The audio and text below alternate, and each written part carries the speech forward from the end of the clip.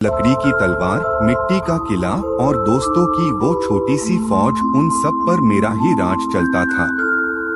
जब माँ गॉड में सुलती थी तो लगता था पूरा आसमान मेरा तख्त है।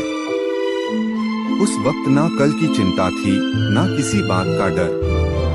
हर दिन एक नया जश्न था और मैं अपनी उस छोटी सी जन्नत का सबसे खुशमिजाज राजा था। सपनों का बड़ा होना, जैसे जैसे उम्र बढ़ी सपनों का आकार बादल गया। अब राजा बनने का मतलब बादल चुका था, अब मुझे कामयाबी का राजा बनना था, बड़े घर और बड़ी गाड़ियों का मलिक बनना था।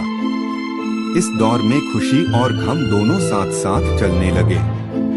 पहली बार किसी की याद में रातों को जगना, दोस्तों से बिछड़ने का डर और पढ़ाई का बोझ, पर फिर भी दिल में वो घमंड जिंदा था कि एक दिन मैं अपनी इस असली दुनिया को जीत लूंगा। जवानी का सच, जब महल टूटा और हकीकत सामने आई, सैड इमोशन। लेकिन जब बचपन की दीवार को पार करके मैं असली दुनिया में आया तो समझ आया कि यहाँ कोई राजा नहीं होता। जिम्मेदारियों के बोझ ने कंधे झुका दिए और रोजमर्रा की भागदौड़ ने उन मासूम सपनों को कहीं पीछे छोड़ दिया। वो सपने जहां मैं सबसे ऊपर था, आज उन्हीं सपनों को पूरा करने के लिए मुझे दूसरों के सामने झुकना पड़ता है। वो जो राजा था बचपन का, वो आज इस भीड़ में कहीं खो गया है।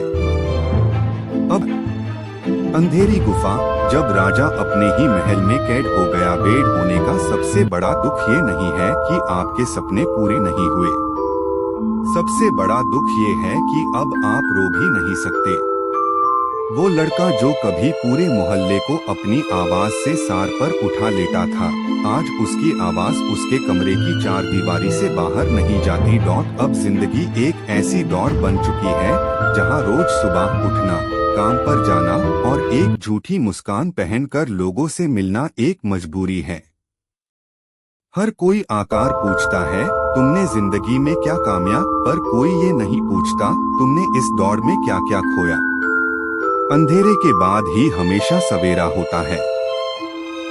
जब वो ताक हुआ राजा अपनी तन्हाई की आखिरी हद तक पहुंच जाता है, तब यूं समझ आता है कि असली राजपाट बाहरी चीजों में नहीं बल्कि उसके अंदर ही था। नीचे इस सफर का सबसे खूबसूरत और सुकून भरा आखिरी हिस्सा है, जहां खुशी वापस लौटती है। नई सुबह, राजा का दोबारा जिंदा होना। एक रात जब उदासी का बोझ सबसे ज्यादा था, आईने में दिखते उस थके हुए चेहरे ने मुस्कुराकर कहा, तुम कब तक उन चीजों के लिए रोज जो तुम्हारे पास नहीं है?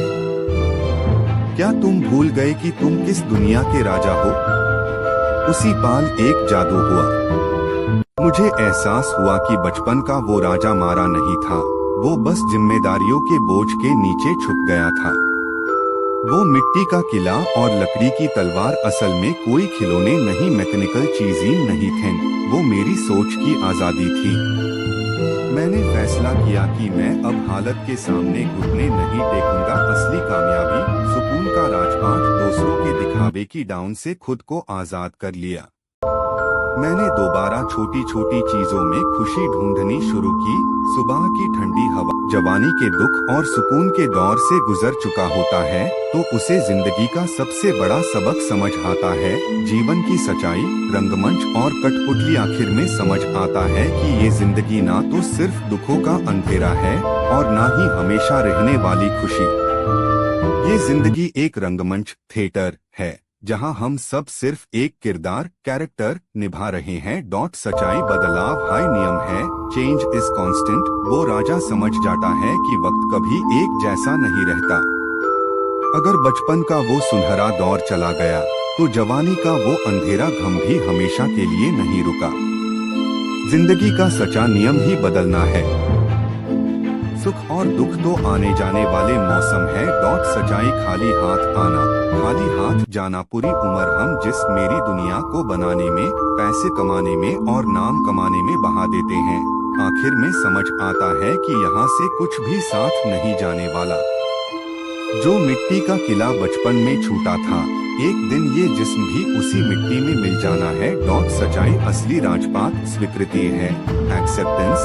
जिंदगी का सबसे बड़ा सच ये है कि जब आप हालत को बदलने की जिद छोड़कर उन्हें वैसे ही स्वीकार, एक्सेप्ट कर लेते हैं, जैसे वो है, तभी आप सही माने में आजाद होते हैं। ना किसी से कोई उम्मीद, ना किसी से कोई शिकवा।